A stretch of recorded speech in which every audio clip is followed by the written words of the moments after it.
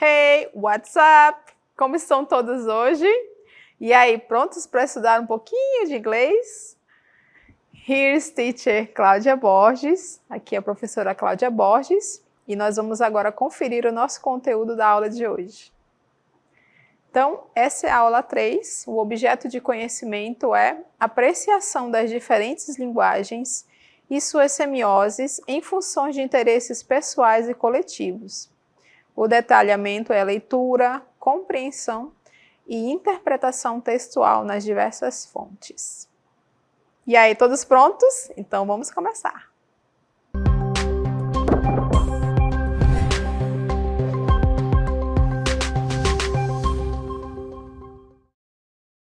Bem, então vocês podem observar que eu estou num lugar bem diferente, não é? Olha só, estou cercada de books, livros, muitos books.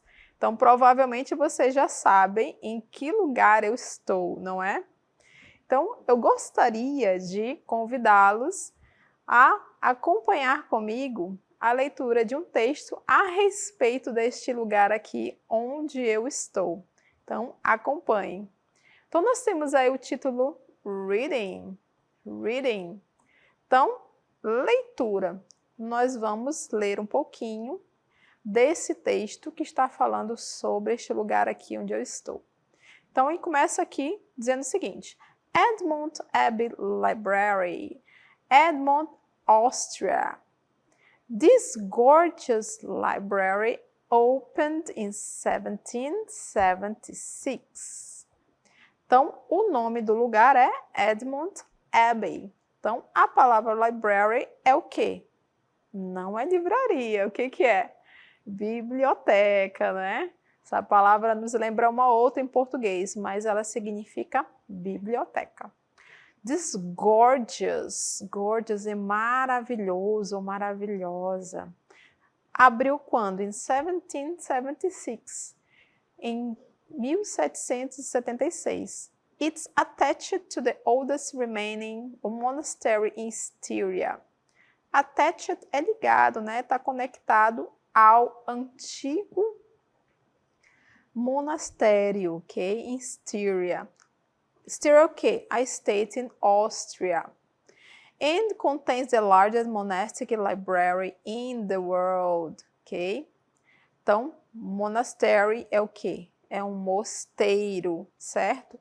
Ele tem o maior, né? A maior acervo de livros, né? Deste lugar, deste mosteiro, no mundo, right?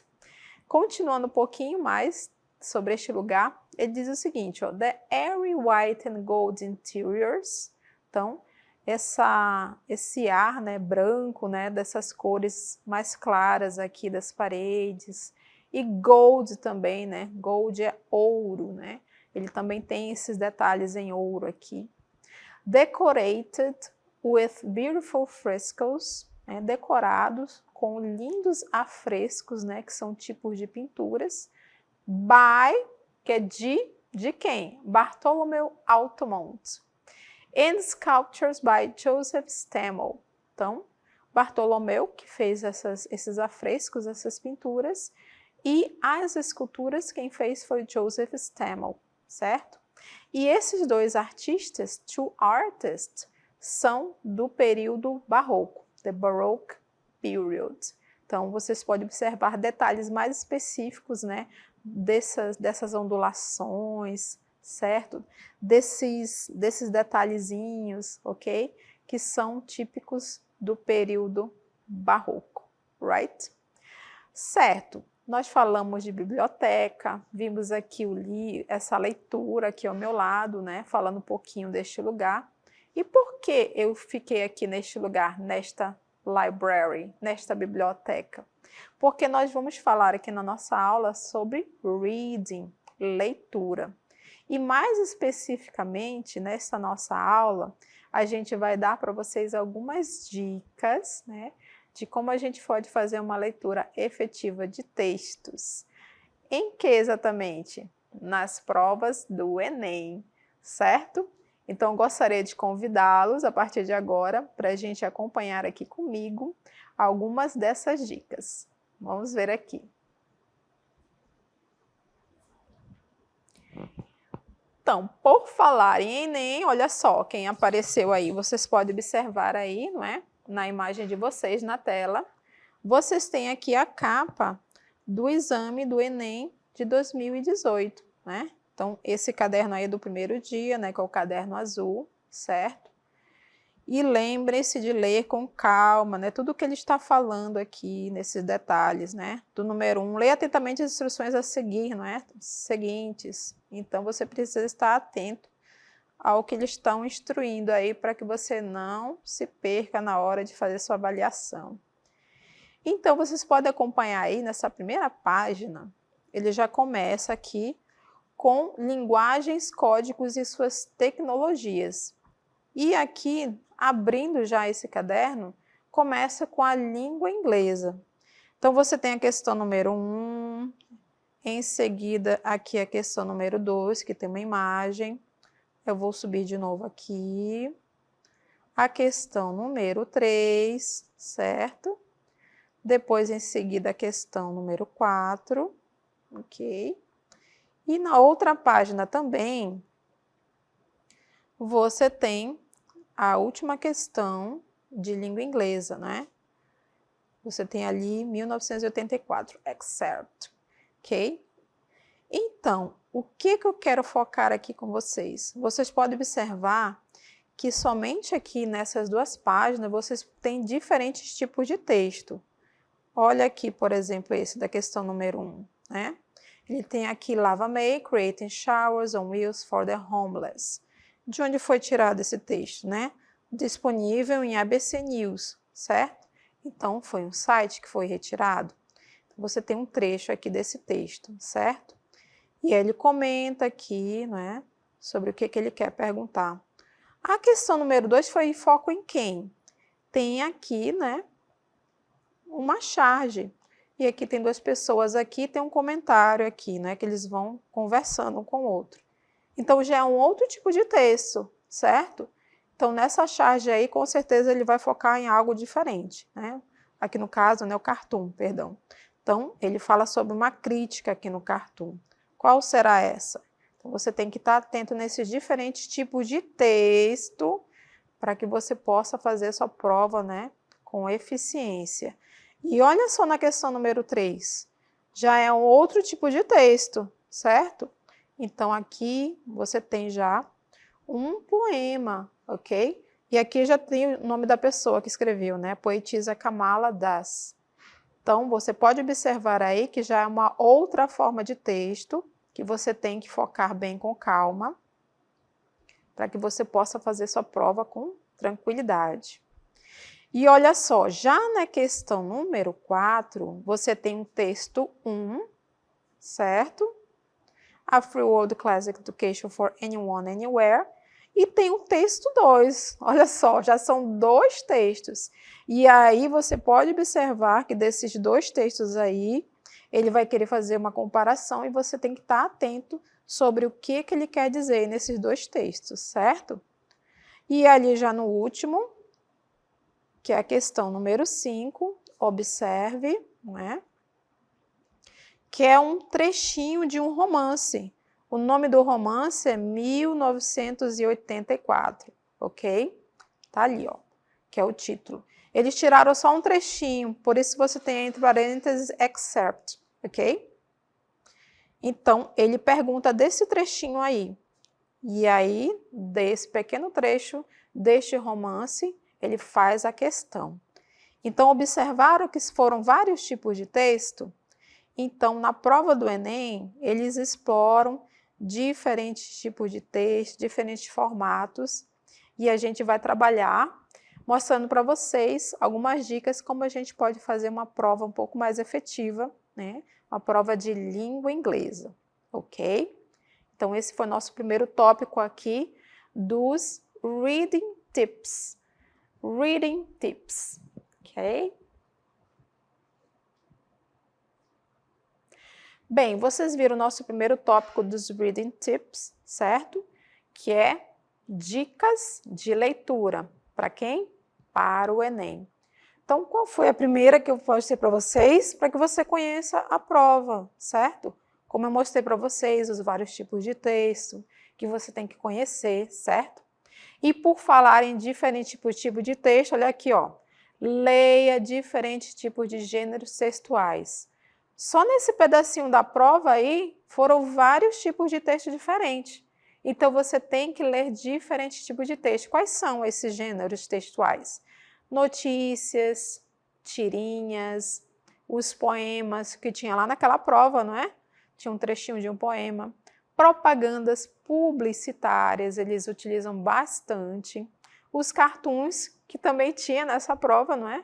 Romances, também tinha lá, não é? O romance de 1984. Autobiografias e diversos outros tipos. Então, a gente está aqui colocando nesta primeira apresentação, são alguns tipos de texto que são mais utilizados mesmo nas provas do Enem, que são esses aqui, ó. As tirinhas, os poemas, os cartoons, as propagandas, os romances, né? Poemas, bastante também, ok? Então, essa é a nossa segunda dica para que você possa fazer, né, uma leitura efetiva, uma boa prova de English Language para esta avaliação do Enem. Vamos para a próxima dica agora. A próxima dica diz o seguinte: utilize estratégias de leitura. Mas como assim? O que são estratégias de leitura? Lembre-se, você tem uma prova enorme para fazer. Então, você não pode perder muito tempo fazendo uma leitura detalhada de tudo aquilo que está lá. Então, você precisa utilizar estratégias de leitura que vão, né, fazer essa leitura ficar mais eficaz e mais rápida, certo? Então, quais são essas estratégias? Acompanhe comigo. A primeira delas é o skimming. Skimming. Para que ele serve? Para você saber o assunto do texto, tá? É uma leitura bem rápida. Você bate o olho ali por cima do texto, rapidinho. Ah, eu já sei o que está falando sobre computador, está falando sobre relacionamento, ok? Então, essa é a ideia do skimming. Só para você ter uma ideia do que ele está falando, para ver também o que você sabe sobre aquele assunto. O que mais? O scanning também é uma estratégia de leitura. Agora, o scanning é para saber mais detalhes do texto, right? Em seguida, você também passa os olhos e procura quem? Cognate and false cognates. O que é isso? Palavras cognatas são aquelas que são parecidas com português, né? E praticamente é a mesma tradução. Agora, os false é o contrário. Eles são super parecidos com nossas palavras em português, mas o significado não é igual ao nosso, ok? Então, tem que tomar bastante cuidado com esses false cognates. O que mais nós temos? Prediction, né? Você prevê sobre o que aquele texto está falando. Você dá uma olhada na imagem, você dá uma olhada em algumas palavras. Tipo, isso aqui provavelmente está falando sobre isso, ok? Então, você fazendo as suas predições, previsões ali sobre o que ele está dizendo. What else? Topic sentence. Então, uma frase básica, né? Em geral, os autores que escrevem assim com tem um dom da escrita, né? Eles conseguem fazer um pequeno resumo sobre o que eles vão falar, jogam no começo do texto, que é já no primeiro parágrafo, a gente chama de topic sentence, right? O que mais nós temos? Inferences, né? Fazer inferências, né? Você buscar ali informações que você já sabe, ok? What else? Typographic marks, marcas tipográficas. Por exemplo, né? Aspas, ok? 2 pontos, ponto final, ponto seguido. Os números também são marcas, né, tipográficas, dentre outros. Então, tudo isso aqui são estratégias de leitura, certo? Então, você precisa, né, ter sempre elas em mente para que quando você tiver o texto ali na sua frente, você já vai fazendo um tique mental ali na sua cabecinha, né? Ok, tem skimming, eu vou saber a ideia principal do texto, vou pegar os detalhes, vou ver os falsos cognatos e outros, vou ver sobre o que esse texto está falando, vou pensar aqui comigo, topic sentence, vou ver um resumo aqui no começo do texto, inference, ver a ideia principal aqui do texto, typographic marks, né, detalhes do texto.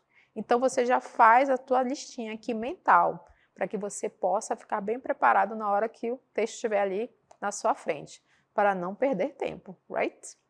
O que mais? Outra dica é revisar os tópicos gramaticais. É importantíssimo, gente, você revisar os tópicos gramaticais para que você possa compreender o que, né, qual é o tempo verbal daquela frase que está sendo apresentada ali. Então, quais são? Vamos relembrar? Então, por exemplo, os tempos verbais, não é? O passado, o presente e o futuro. Quais são as características deles? São todos iguais? Não. Sempre tem um detalhe diferente, um do outro, de um tempo verbal do passado, do presente e do futuro. Quais são essas características? Você já sabe? Então, anote aí. O que mais? Grupos nominais, não é? As palavras, certo? Para que você possa pesquisar, saber do que você está falando, de quais são os tipos dos grupos nominais que você tem que revisar, que você tem dificuldade. O que mais? Artigos definidos e indefinidos. Tem muitas provas que eles usam esses artigos definidos, são bem pegadinhas mesmo, né? São detalhes que a gente acaba passando batido. Então, artigos definidos e indefinidos. Você já conhece eles? Então, anote aí também. Marcadores discursivos, né? Quais são esses marcadores? Onde que você pode saber, por exemplo, as linking words, certo? Também são marcadores. As palavras de ligação. O que mais? As estruturas da frase. Como é que eu sei que uma frase está na afirmativa?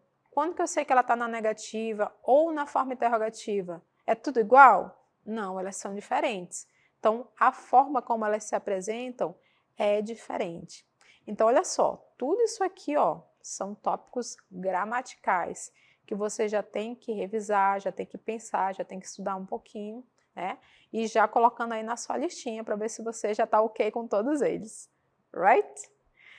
O que mais que nós temos de dica para vocês? A English, né? A prova de inglês.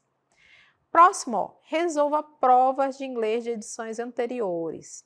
Tá, se você já está ok com aquele checklist dos anteriores, né, das dicas anteriores, você vai começar a fazer a resolução dessas provas anteriores, certo? Por quê? Porque aí você já vai se acostumando com a prova, né? Porque todos eles têm um estilo de prova, certo? Então, nessa aqui de 2018 que a gente apresentou, são vários textos diferentes. Então, você tem que estar preparado para encarar vários tipos de textos diferentes também, certo? E fazer, né, a sua leitura com calma. Então, você tem aqui várias capas aqui, ó, das edições anteriores do Enem. Então, pegue uma, escolha uma e vá dando uma olhada na primeira questão.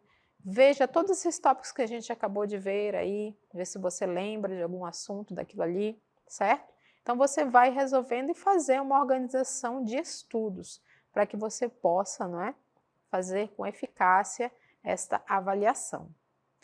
Bom, agora a gente vai ver um pouquinho mais sobre as estratégias de leitura. Vamos só ver um pouco sobre as características de algumas delas para que você possa saber qual dela fica mais fácil para você utilizar, né, quando tiver um texto na sua frente. Vamos começar aqui com o skimming. Então, como eu falei para vocês, é uma leitura rápida. É só para você saber qual é a ideia principal do texto, tá? Então, por exemplo, você tem a imagem de um computador, tem o título computador, a palavra computador aparecendo no texto todo. Então, você já leu ali, né? Já passou o olho rapidinho ali naquele texto, digo, ah, ok. Então, o autor está falando sobre o computador. Essa é a ideia, só para você saber o que está falando mesmo. O que mais que nós temos sobre skimming? Então, como é que a gente faz? Passa os olhos rapidamente pelo texto para obter uma ideia geral do assunto. É rápido mesmo, tá? Não é para perder tempo, certo? É só para você procurar mesmo saber sobre o que ele está falando. Porque aí você, tá falando sobre o computador. Ok, então o que eu sei sobre o computador? Quais são as palavras em inglês que conheço sobre o computador? Então você já vai organizando as suas ideias aí para se preparar para ler aquele texto, nos detalhes que forem necessários. Continuando. Então, é uma leitura superficial do texto sem preocupação com detalhes. Então, não precisa se preocupar com detalhes quando você está utilizando o skimming, só para saber a ideia principal. Continuando, a próxima estratégia de leitura é a seguinte: scanning. Para que serve? É uma técnica de leitura em que o leitor obtém informações do texto sem precisar ler palavra por palavra. Ele também é uma rápida visualização do texto em busca de informações específicas. Por exemplo, a pessoa está perguntando sobre uma data, né? Um ano, né? Que ano a pessoa tal nasceu.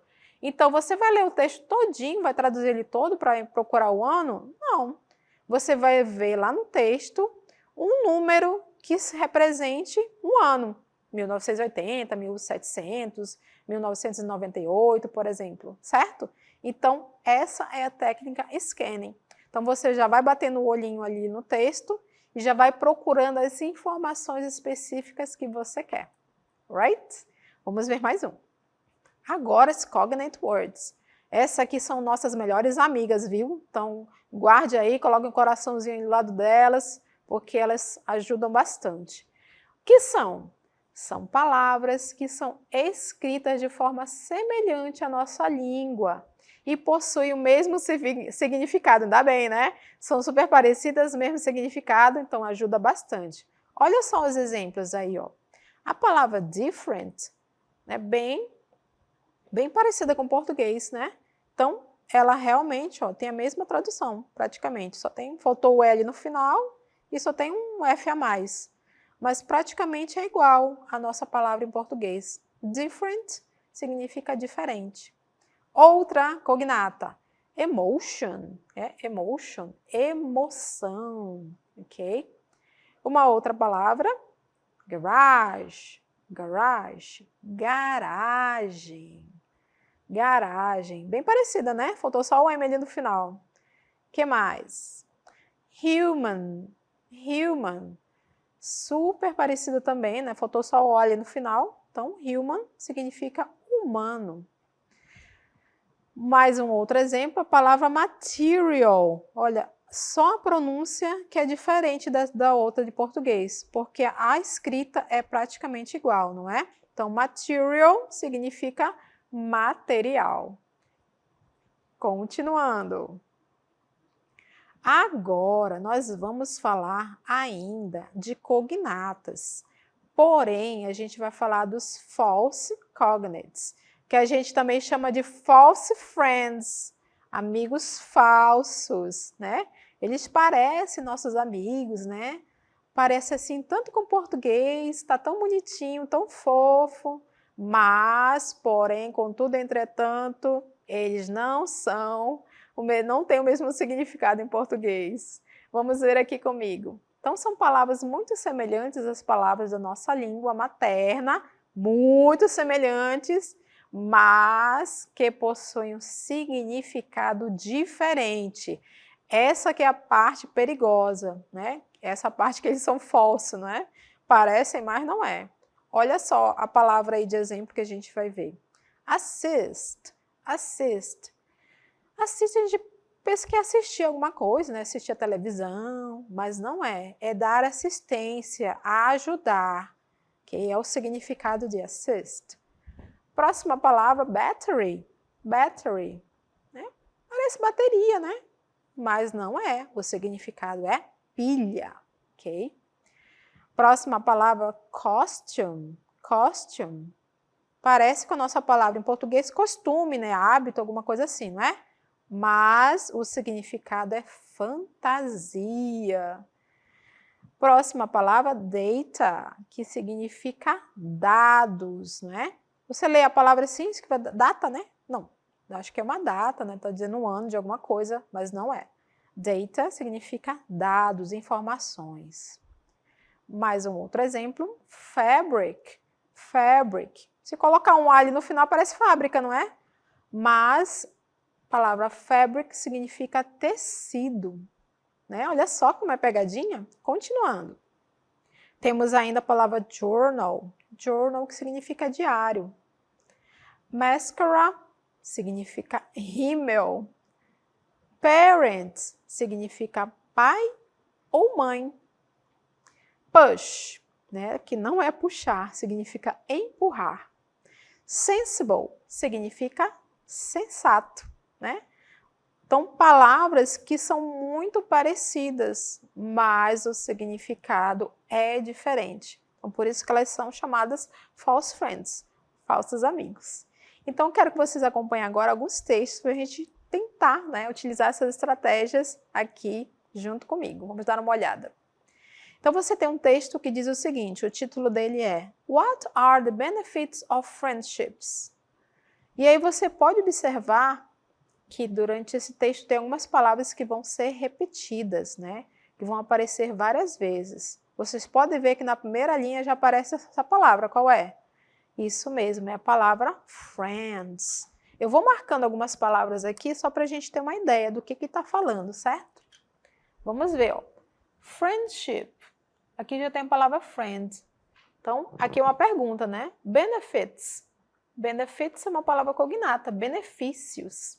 Então, aqui tem a palavra friends, aqui também tem friends, aqui também tem friends, ok? De novo tem friends. Então, provavelmente está falando algumas coisas relacionadas à amizade, não é isso? Porque falou da palavra benefits, que é benefícios. Então, vamos continuar, ver se a gente está pensando certo. Continuando. Então, friends can also. E aí ele tem 2 pontos lá no texto anterior. E aí ele começa a fazer várias listinhas aqui, ó.